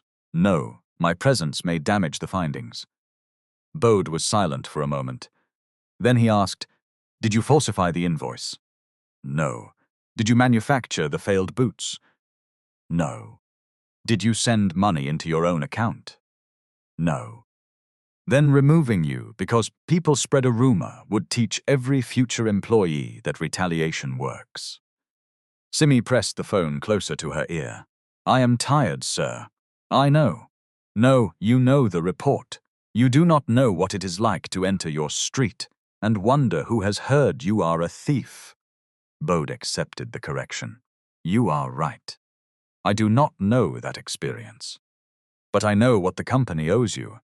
A process that does not abandon you because truth is inconvenient. I do not want a favor. You are not receiving one. Then what am I receiving? Time, evidence, and the chance to answer your accusers in the same room where they accused you." The call ended. Simi sat quietly for several minutes. Ruth, who had heard only Simi Adebayo's side, brought a cup of water. "What did he say?" "That I should stay in the process." "Will you?" "I don't know." Ruth sat beside her. "When you were small, you once found a teacher marking your answer wrong because she misread your handwriting." Simi frowned. What does that have to do with anything? You followed that woman around for 3 days with the textbook until she corrected your mark. I was 11. You were stubborn. I am still stubborn. Then use it for something better than arguing with me over medicine. The following week brought the first major break in the digital evidence. Tayo Okoro, the security supervisor, requested a private interview with the audit team. He brought an encrypted drive and a printed access report. Mrs. Coker instructed us to allow the standard 30-day CCTV deletion schedule to run, he said. But after the public disciplinary meeting, the legal hold said all related footage must be preserved. I copied the access logs and relevant camera segments before the cycle. Did you inform her? No. Why? Tayo looked uncomfortable. Because 3 months ago, I questioned why a director Alo's visitor entered without signing. She gave me a warning letter. I did not want to be accused of insubordination again. The auditor leaned forward. Why are you bringing it now? Because fear is one thing when it affects my promotion. It is another thing when somebody can lose her name. The footage showed Ronke entering the records corridor at 10:14 p.m., the night before Simi Alo's public accusation. She remained there for 19 minutes. Another camera showed Marcus entering the procurement floor at 10:36 p.m. His access card opened the office where the vendor management computer was located. The images did not show them deleting emails or changing accounts, but they challenged their written statements. Ronke had claimed she went home at 7 p.m. Marcus had claimed he had not entered the office after 6:30. The audit team then examined system logs from the vendor management application. At 11:42 p.m., Northline Vendor Services Alo Bank template had been edited. At 11:47, Simi Alo's personal account number was entered. At 11:53, an urgent payment instruction was created for $275,000. The session originated from Marcus Alo's office computer. The login belonged to a junior procurement coordinator, but that employee Alo's access card showed she had left the building at 5:08 p.m. She was attending her sister Alo's introduction ceremony in Ibadan that night. Confirmed by travel records and photographs. Somebody had used her password. The investigator asked Marcus to explain. He blamed shared credentials. Then he blamed a system error. Then he suggested Simi had remotely accessed the computer. The firewall records showed no remote session. Each answer reduced the space around him. Halima provided another piece. She had retained a transaction change log showing that the Northline vendor account was reactivated 2 weeks before the boot payment. The request came from Marcus Alo's office and was approved through Ronke Alo's administrative token because Northline had previously been marked dormant following incomplete due diligence. Ronke claimed her token had been used without permission. The system recorded fingerprint confirmation on her office device. She claimed the scanner was unreliable. The vendor registration form listed a phone number connected to Marcus Alo's cousin. Marcus claimed not to know the number. Telecom billing later showed 17 calls between them in the month before delivery. The case no longer depended on one dramatic piece of evidence. It grew through ordinary records that supported one another. That was harder to destroy. On the 12th day of the investigation, Bode visited the Agbara warehouse again. This time, he walked through the dispatch area without announcement. Workers noticed his brown shoes. One man smiled and said, "Oga, those ones are not safety boots." Bode looked down. No, but at least nobody lied about what they are. The workers laughed. Then the laughter faded when he asked how many had experienced problems with the issued boots. At first, 4 hands rose, then 9, then 22. By the end of the session, 68 workers had reported sole separation, slipping, water entry, or failed toe protection. 11 had clinic records. 3 had been issued warning letters after complaining. Bode ordered those warning letters suspended pending review. He did not promise that every complaint would be accepted automatically. He promised each would be documented and examined. A company that cared about dignity could not replace one form of bias with another. Back in Lagos, Simi was invited to a formal interview. The independent employment advisor sat beside her. Across the table were 2 auditors and a legal representative. Bode was not present. They questioned her for 3 hours and 12 minutes. Some questions felt harsh. Why did she refuse Bodialo's offer of transport? Why did she keep a personal notebook of company information? Why did she photograph inventory without authority? Why had she borrowed money from Halima before? Why did Northline have her account number? Sim answered what she knew and said, "I don't know," when she did not. The advisor reminded her that not knowing was better than guessing. When they asked how Northline obtained her account details, she remembered a staff reimbursement exercise from 2 months earlier. All contract employees had submitted bank forms through procurement administration because they were temporarily assigned to a stock count project.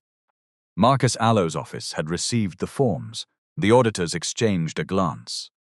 Another path opened. At the end of the interview, one auditor asked, "Do you believe Mr. Nwosu owes you protection because you bought his shoes?" Simi Alow's tired eyes sharpened. "No. Why not? Because if my evidence is weak, shoes should not make it strong." "Do you expect a reward?" "No. What do you expect?" She thought of the injured worker, the split toe, the conference room. Her purse held open like proof of inferiority. "I expect the company to stop deciding that poor people are guilty before checking what happened." The auditor made a note. Simi continued. "And I expect those workers to receive the protection the company already paid for."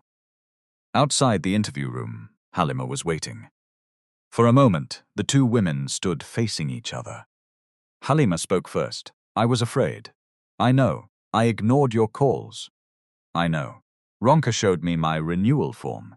Simi Alow's face changed. "She threatened your contract." "She did not say it directly. She did not need to." "What did you do?" "I reported it." Simi looked at her friend for a long time. "Why?" Halima Alow's eyes filled. "Because I realized I was praying for God to save you while helping the people trying to bury you." "What kind of prayer is that?" Simi stepped forward and embraced her. The apology did not erase the silence, but it opened the door to repair. 3 days later, the audit team found the 7 split invoices. The total suspected loss was far larger than the payment sent to Simi.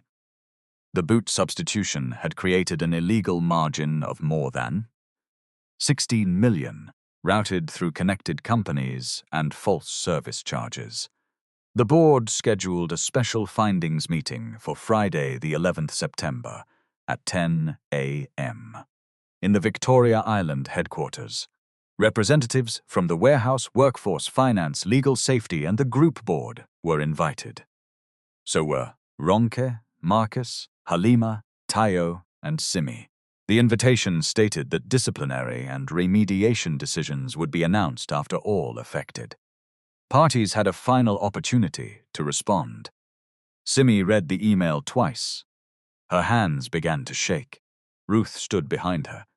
"Is it time?" "Yes. Are you afraid?" "Good." Simi turned. "Good? Only a fool enters a serious room without fear. Courage is not the absence of fear. It is refusing to let fear carry your handbag." Simi laughed. On Thursday night, she prepared a plain navy dress and polished her only black office shoes. The heels were worn, but the leather still held a shine.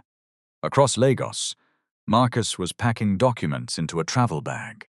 Ronke was printing selected emails she believed could shift the blame. Halima was rehearsing her statement. Tai O was checking the integrity of the security footage. Bode was reading the final report alone in his office. Beside the report sat 3 pairs of shoes, the cheap brown pair from Oshodi, a failed boot from Agbara, and the certified safety boot Asteron had actually paid for. Before midnight, Marcus sent Ronke one final message. We should say the supplier substitution was operational, and HR only acted on evidence provided by procurement, Ronke replied. You forged the acceptance documents. Do not mention my name. Marcus stared at the screen. Then he forwarded the entire message thread to his private email.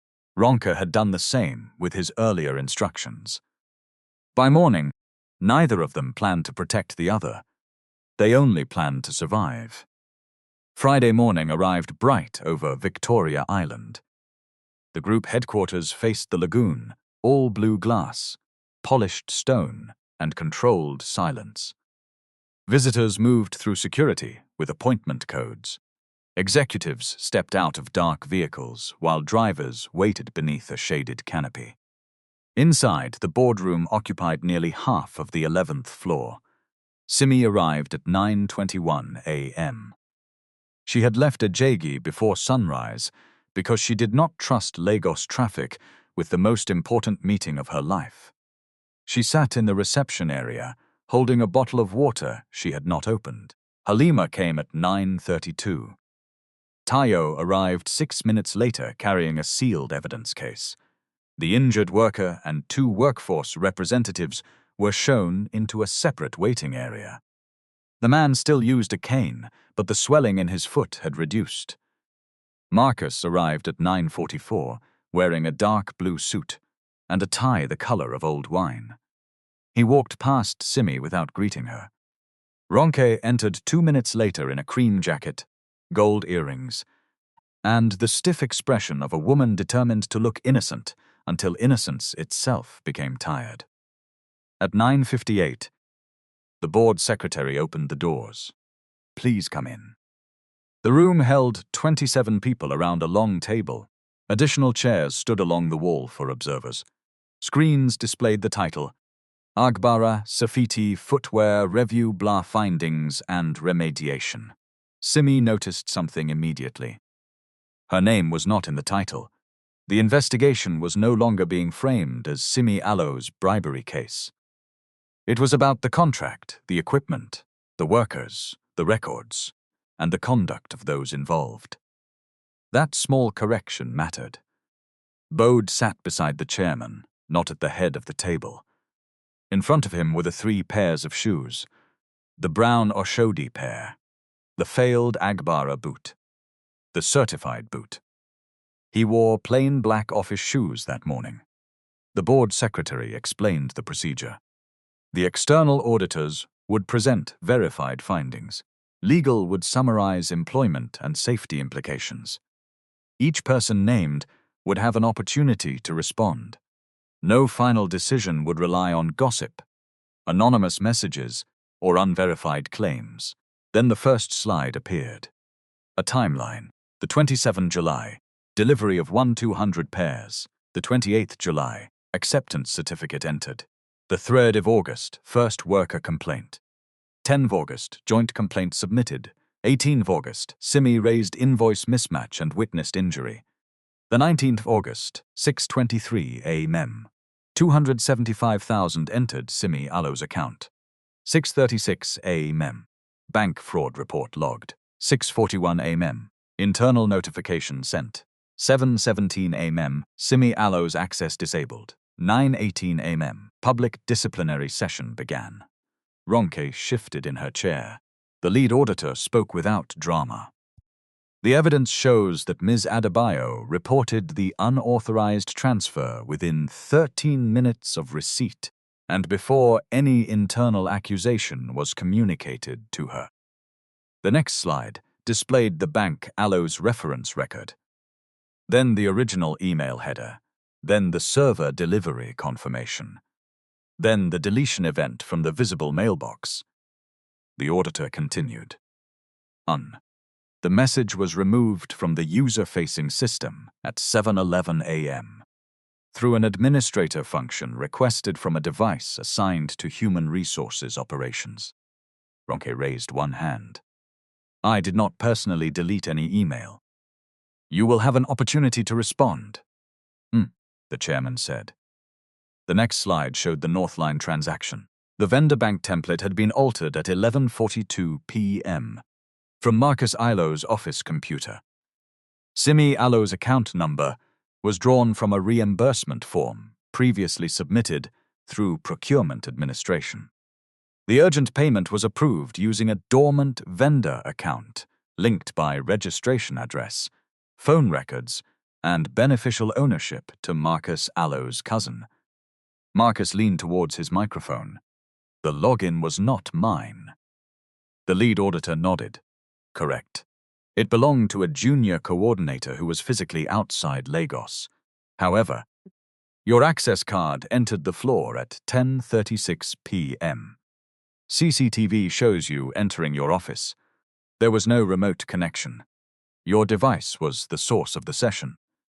Shared passwords are common in that department, which is itself a control failure under your responsibility. I cannot be held liable for what another employee did on a shared machine. The auditor changed the slide. 17 calls between Marcus and Northline Ilo's registered contact. 5 messages discussing the lighter stock. A purchase note stating, use the appearance match. Workers will not know the difference. The room froze. Marcus Ilo's mouth opened, but no words came. The auditor read the line again. Workers will not know the difference. The injured man near the wall lowered his eyes to his cane. Simi watched Marcus Ilo's face. For weeks, he had spoken about workers, contract staff, and junior employees as though intelligence rose and fell with salary. Now his own sentence sat on the screen before the board. Bode said nothing. He did not need to. The findings continued. The approved boot model cost $32,900 per pair under the negotiated contract, including certification, logistics, and warranty support. The substituted model cost less than half. 7 invoices had been split beneath approval thresholds. The estimated improper benefit routed through connected entities exceeded 16 million. The acceptance certificate containing Simi Adebayo's scanned signature had been created while she attended training in Ikeja. Metadata linked the file to a procurement workstation. Photographs showed the delivered model code did not match the purchase order. Weighbridge data proved the consignment was hundreds of kilograms too light to contain the approved steel toe product. Then the safety consultant presented the physical findings. 68 reported failures, 11 documented injuries or near misses, 3 warning letters issued after complaints, a toe cap made from molded plastic, a sole that failed oil resistance testing, a stitching pattern not approved for industrial use. The consultant placed the broken boot on a small examination mat.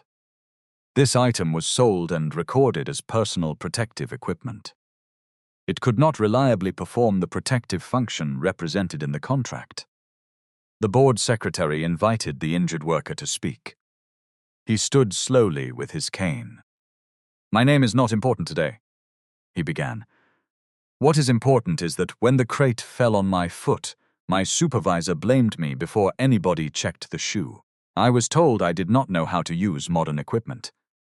But the equipment was not what the company paid for. He placed his clinic receipts on the table.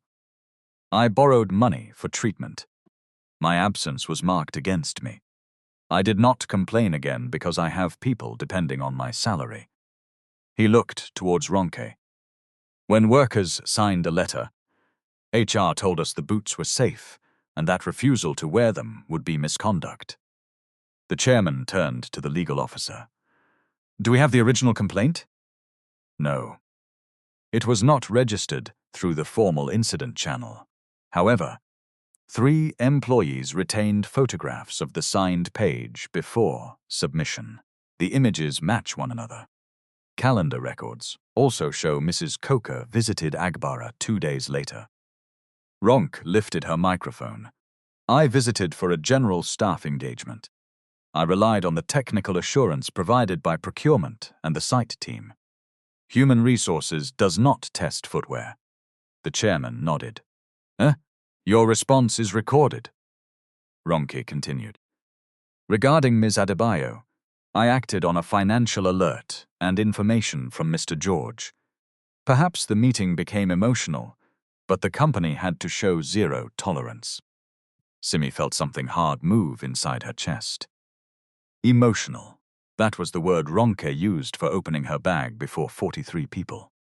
Bode finally spoke. Mrs. Coker, did zero tolerance require displaying her medicine? Ronke looked at him. No, sir. Did it require comments about poverty? I do not recall the exact wording. The screen changed. The conference room audio had been captured by the building system because the projector session was recorded automatically for internal training use. Roncallo's own voice filled the boardroom. Hunger entered the office wearing a blouse. Then Marcus Allo's voice. Poor people are becoming too ambitious in their corruption. Then Ronke again. Stop manufacturing dignity because people are watching you. Nobody moved. The recording ended. The silence afterward was cleaner than applause would have been. Ronke Allo's face had lost all color. Bode looked across the table. You did not show zero tolerance for corruption. You showed zero restraint towards a person you believed had no power. Ronke Allo's lips trembled. Sir, that is an interpretation. No, it is a description. Marcus leaned forward suddenly. This entire presentation is being shaped to protect Simi because she helped you. The conflict is obvious. The chairman answered before Bode could. Mr. Nwasu recused himself from the determination of Ms. Adebayo Allo's employment case. The external team reports to the audit committee, which I chair. Your objection is noted and rejected. Marcus Allo's control cracked. Then ask Ronke why she deleted the complaint. Ask her why she ordered the public session. Procurement supplied technical documents, but HR decided how to handle staff. Ronke turned towards him. Do not drag me into your theft. You approved Northline. Based on your recommendation. You used your token. You told me the due diligence gap was administrative. Marcus reached into his folder and pulled out printed messages. Here, she said. Remove the girl from the center of it. Once the board doubts her relationship with him, everything she touched becomes contaminated. A murmur spread around the table. Ronke stared at him in naked shock. You printed private messages? You were preparing to blame me. You forged the acceptance certificate, and you buried the workers. Allo complaint. The chairman struck the table once with his palm. Enough. The room became still. The external auditor spoke. For completeness, those messages were already recovered from preserved work devices. They are included in the appendix. Marcus slowly lowered the papers. Ronke sat back. Their attempt to destroy each other had only confirmed the evidence. The board secretary invited Simi to respond. For several seconds, she could not stand. Her knees felt weak beneath the table. Halima touched her hand once, then withdrew, allowing her to choose. Simi rose. She faced the same people who had read messages about her, heard rumors about her, and watched the company turn her bank balance into a measure of her character. My name is Simi Adebayo, she said. I worked in payment reconciliation. I did not approve the boot supplier. I did not sign the acceptance certificate. I did not ask Northline for money. When the money entered my account, I reported it. Her voice shook. She allowed it to shake. Courage did not require pretending the body felt nothing. I was searched in front of my colleagues. My medicine and empty purse were displayed as if poverty itself was evidence. People laughed because managers laughed first. Several observers lowered their heads. I want the record to show that I was not right because I helped Mr. Nwosu. I did not know who he was. Even if he had been a cleaner, a driver, or an unemployed man, the cut on his foot would still have been real. She looked towards the brown shoes. And I am not innocent because I bought shoes. I am innocent because the bank record, email log, training attendance, system data, and warehouse evidence show what happened. Bode Alo's eyes remained on her. Simi turned towards Ronke and Marcus. You called me poor as if that explained dishonesty. But the people who had enough were the ones stealing protection from workers who had less. No one breathed loudly. I do not want revenge. I want correction. The workers should receive the boots the company paid for. The injured people should not carry medical debt for equipment failure. Complaints should not disappear inside offices. Contract staff should not lose their rights because their employment is temporary. She sat down. Halima wiped one eye. The chairman called for a short recess while the board completed its decisions. Nobody left the floor. Simi stood near the window looking at the lagoon. Boats moved far below, small against the wide water. The injured worker approached her. You spoke well, he said. So did you. He looked at her polished office shoes. Those ones strong? She smiled. Strong enough for boardroom battle. Across the room, Ronke sat alone. Marcus paced beside the opposite wall, speaking urgently to his lawyer. Bode remained with the board. After 41 minutes, the doors reopened. The chairman read the decisions. Simi was cleared of bribery, unauthorized vendor engagement, and document manipulation. Her suspension would be removed from her record. The company would issue a written correction to all recipients of the earlier integrity communication and compensate her for losses resulting from the improper process. Halima would face no retaliation for protected testimony. Her contract renewal would be decided under normal performance criteria by a manager outside Ronke Alo's chain of authority. Tayo Alo's evidence preservation action was recognized as compliant with the legal hold, though security procedures would be reviewed to prevent future conflicts between deletion schedules and investigations. Marcus Al's employment was terminated for gross misconduct, subject to contractual procedures already completed during suspension. The matter would be referred to the appropriate authorities and civil recovery proceedings would begin against the connected entities. Ronke Alo's employment was terminated for retaliation, abuse of disciplinary authority, suppression of safety complaints, improper access to employee records, witness pressure, and participation in vendor control failures. Her conduct would also be included in the civil and regulatory referrals, where relevant. The site supervisor was removed from safety responsibility pending a separate disciplinary process. The supplier contract was cancelled. All remaining boots were recalled immediately.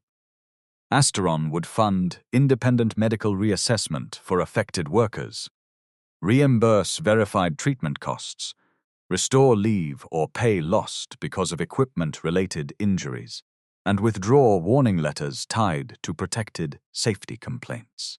The company would appoint a third-party whistleblowing service, separate procurement approval from goods acceptance and payment release, and extend formal grievance rights to contract staff. The decisions were precise. No thunder sounded outside. No one fainted. No police burst through the doors for dramatic effect. Real accountability often arrived as signed documents, revoked access, preserved evidence, repayment schedules, legal referrals, and the slow removal of power from people who had abused it. It was less theatrical than revenge. It was stronger. Marcus stood before the chairman finished reading. This company will regret treating me like a criminal. The chairman looked at him. The company is treating you as an employee whose conduct has been investigated and documented. Further legal conclusions belong to the proper authorities. Marcus turned towards Bode. All this because of one contract girl. Bode Ilo's expression did not move. No. All this because you stole from the safety of 200 people and believed their lives were beneath your intelligence. Marcus Ilo's nostrils flared. Security escorted him out, not with violence, but with the firm finality of a door that would not reopen for him. Ronke remained seated. When everyone began leaving, she approached Simi. Her earrings still shone. Her jacket was still expensive, yet the authority that had made people laugh on command was gone. "You are satisfied now?" she asked. Simi looked at her. No, Ronk seemed surprised. My name is cleared," Simi continued. "But a man still walks with a cane. People borrowed money for treatment. Others were afraid to complain. Satisfaction will take more work than your dismissal." Ronkialu's mouth tightened. "You think you are better than me because a CEO wore your cheap shoes?" "No, Ma." Simi Alu's voice remained calm. "I think both of us were given moments to decide what another person Alu's pain was worth. We chose differently." Ronke looked away. As she moved towards the exit, several employees lifted their phones. Some wanted to record the fallen human resources director. Some wanted the sweet reversal of seeing her walk through the same public space where she had disgraced Simi. Simi raised one hand. "Please, no video." A woman near the door frowned. "After what she did to you, yes. After what she did." Ronke stopped. Simi continued. "The answer to public humiliation is not to find another person for the chair." Slowly, the phones lowered. Ronke did not thank her. She walked out in silence. That restraint became the part of the day Simi remembered most. Not because Ronke deserved protection from consequences, but because dignity meant nothing if it was offered only to people who behaved well. After the room cleared, Bode asked Simi, "Halima, the workforce representatives, and the legal officer to remain." He moved the 3 pairs of shoes to the center of the table. "Before we discuss remediation," he said, "I want everyone to see something." He handed the certified boot to the injured worker. Then he handed the failed boot to Halima. Finally, he placed one of the brown shoes in front of Simi. "Compare them." The certified boot was heavy and rigid at the toe. The failed boot bent beneath pressure. The brown shoe was simple, with uneven stitching and a thick everyday sole. Bode addressed the remaining board members. "This shoe cost $18,750. It was never advertised as industrial protection. It did exactly what its seller promised. The failed boot cost this company far more on paper, yet it carried a false identity." He looked towards Simi. One employee used nearly all she had to protect the injured foot of a stranger. Senior people used their authority to remove protection from workers they were paid to serve. His voice lowered. "The difference is not wealth. It is what people do when they control something another person needs." He asked Simi what remedy mattered most to her. The question made her uneasy. "I am not qualified to design the whole program. Sir, I did not ask you to design it alone. I asked what must not be forgotten." She thought carefully. "Replace every boot by verified size, not one standard issue for everybody. Pay the medical costs. Review warning letters. Let workers report safety problems outside their supervisor Alo's line. And contract staff should receive written rights before any disciplinary interview." The workforce representative added that workers should participate in equipment trials before bulk purchase. Halima proposed automatic alerts when vendor banking details changed. Tayo recommended preserving access logs separately from departmental administrators. The legal officer suggested a third-party reporting line and mandatory anti-retaliation training for managers. Bode wrote each point down. "No one person fixes a system," he said. "A system improves when the people affected are allowed to describe where it failed." 6 weeks later, Agbara looked different, not magically different. The same heat lay over the yard. Trucks still queued at the gate. Workers still complained about transport, food prices, and supervisors who loved meetings too much. But 200 new pairs of certified boots had arrived under independent inspection. Workers tried sample sizes before signing receipt forms. Each batch code was verified against manufacturer records.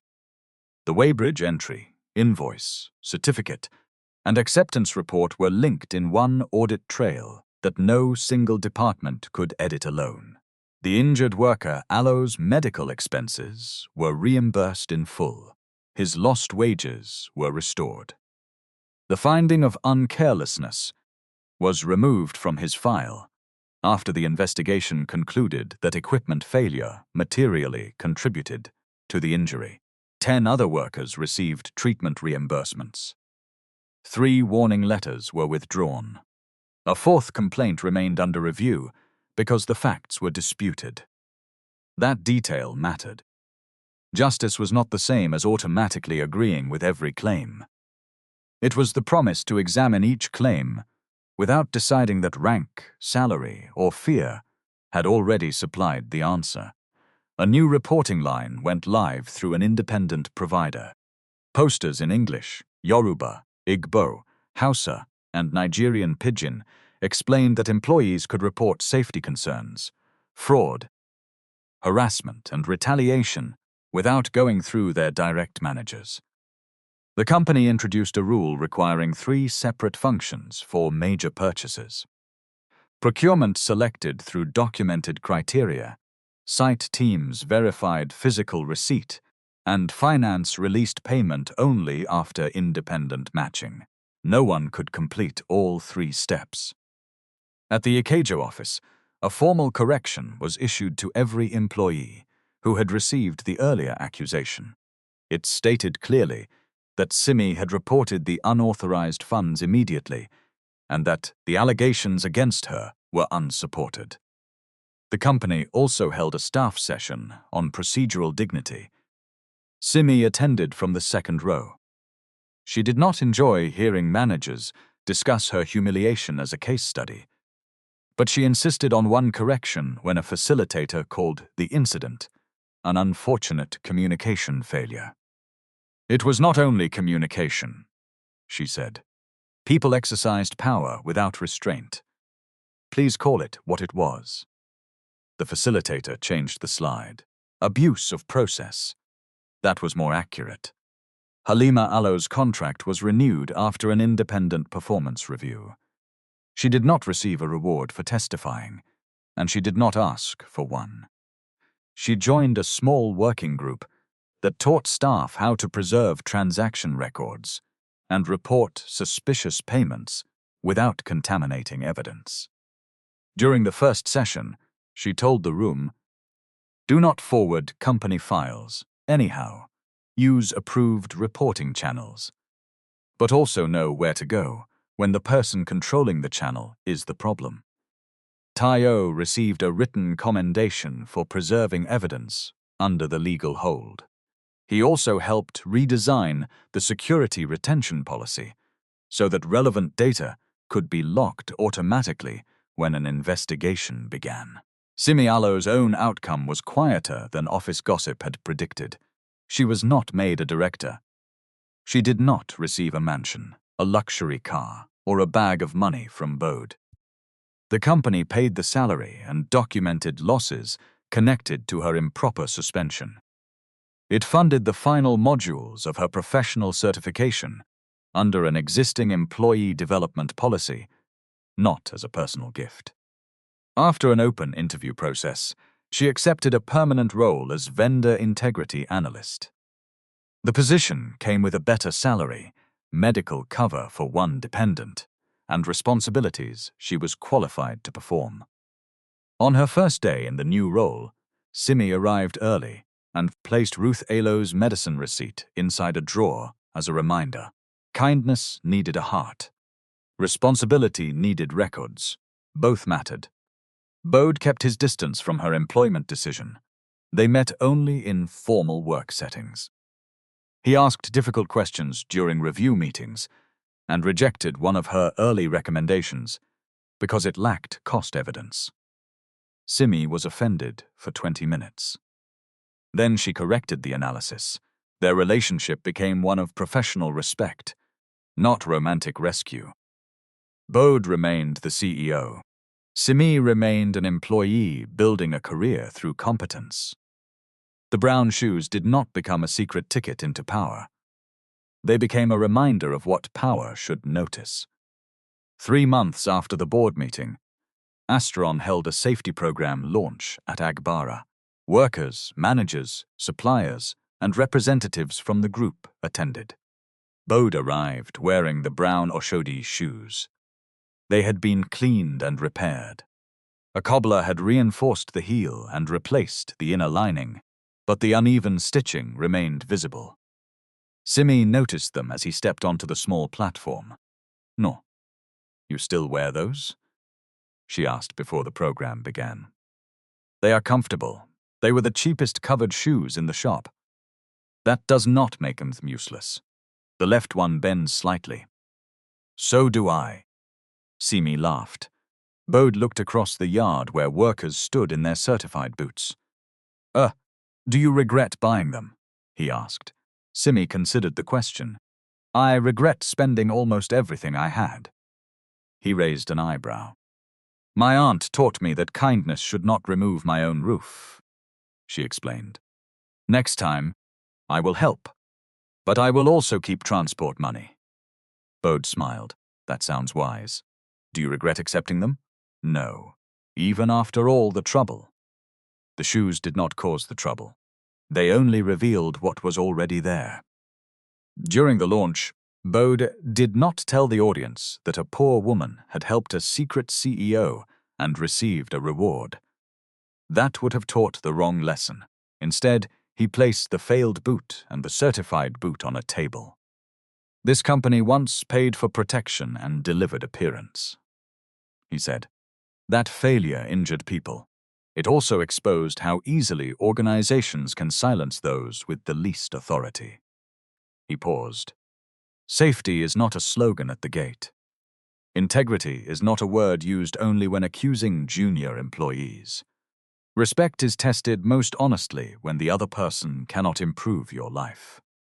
Simi stood among the staff, not beside the executives. That was where she wanted to hear it. After the program, the injured worker walked across the yard without his cane for the first time since the accident. His steps were careful but steady. He stopped before Simi. "These new boots are heavy," he said. "That is the steel." He smiled. "Good. Let my feet carry weight, not lies." Months later, Ronke sent Simi a letter. It arrived without company branding, written on plain cream paper. Ronke said she had spent weeks blaming Marcus, the board, Bode, the auditors, and even Simi. After legal advice and the beginning of civil recovery proceedings, she had been forced to examine her own actions. She admitted that she had treated procedure as a weapon. She admitted that she had seen Simi Alo's low salary as proof that humiliation would be easy and resistance would be weak. The letter did not ask Simi to withdraw any claim. It did not demand forgiveness. It ended with one line. "I was more concerned with protecting my position than protecting people, and power made that ugliness easy to hide from myself." Simi read the letter twice. Ruth asked, "Will you answer?" "Not today. Will you forgive her?" "I don't know." Ruth nodded. "Forgiveness is not instant noodles. Do not pour hot water and pretend it is ready." Simi laughed and folded the letter. She eventually replied with 4 sentences. She acknowledged the apology. She said the harm could not be erased by words. She encouraged Ronke to complete her legal obligations and make honest changes wherever she worked next. She did not promise friendship. That was enough. Ronki sold an investment property as part of a settlement connected to the civil recovery. She later found administrative work at a smaller organization, far below her former title. For the first time in many years, she had no private office and no assistant to summon people on her behalf. Whether she became a better person was not something Simi could certify. People were not invoices. Transformation could not be reconciled by one date and one signature. Marcusolo's case moved through formal legal channels. The company recovered part of the diverted funds from frozen business accounts and insurance processes. Not every naira returned immediately. Some proceedings took months. Some facts remained disputed. Real justice was slower than gossip, but it kept records. One evening, almost a year after the day at Oshodi, Simi sat again beneath the weak yellow bulb in the Aji living room. The sofa was still patched, though she had bought matching fabric for the latest repair. The fan had finally been replaced. The table no longer leaned, because Ruth had refused to allow a vendor integrity analyst to live with dishonest furniture. Simi placed 4 envelopes before her. Transport, house expenses, medicine, emergency kindness. Ruth picked up the 4th envelope. What is this? Money for helping people without destroying myself. How much? Enough for one problem. Not enough for everybody Aloe's problem. Ruth nodded with satisfaction. Now sense has entered the ministry. Simi Aloe's phone vibrated. A message from Halima showed a photograph from the Agbara site. Workers had completed 6 months without a footwear-related lost-time injury. Beneath the picture, Halima had written, "Numbers can also tell good news." Simi smiled. She walked to the doorway and looked out at the evening street. A woman sold roasted corn beneath a lamp. Children Aloe's voices traveled from a nearby compound. A bus conductor shouted for passengers at the junction. Ordinary life moved with all its noise, strain, humor, and stubborn hope. The world had not changed because a CEO wore cheap shoes. One company had changed because people finally followed the evidence, listened to workers, and refused to let rank decide whose pain counted. That was less magical. It was more valuable. And perhaps the hardest question was not whether Simi deserved a reward for helping Bode. The hardest question was this: would people still have respected the injured man if he had entered Asteron the next morning as an ordinary cleaner instead of the chief executive officer? If the answer was no, then the lesson had not yet entered the heart. Human dignity is not a loan we give to people who may become useful later. It is not a prize for wealth, beauty, education, or status. It belongs to the worker whose complaint is inconvenient, the contract employee whose purse is nearly empty, the stranger whose shoes are broken, and even the accused person whose guilt has not been proven. Kindness should be wise enough to preserve the giver. Justice should be patient enough to examine evidence. Leadership should be humble enough to listen downward. And whenever power makes it easy to humiliate somebody, that is the moment character is being tested most severely, because actions return in many forms. Sometimes they return as a pair of brown shoes entering a boardroom. Sometimes they return as a deleted email recovered from a server. Sometimes they return as workers standing safely in the protection they were always owed. But they return.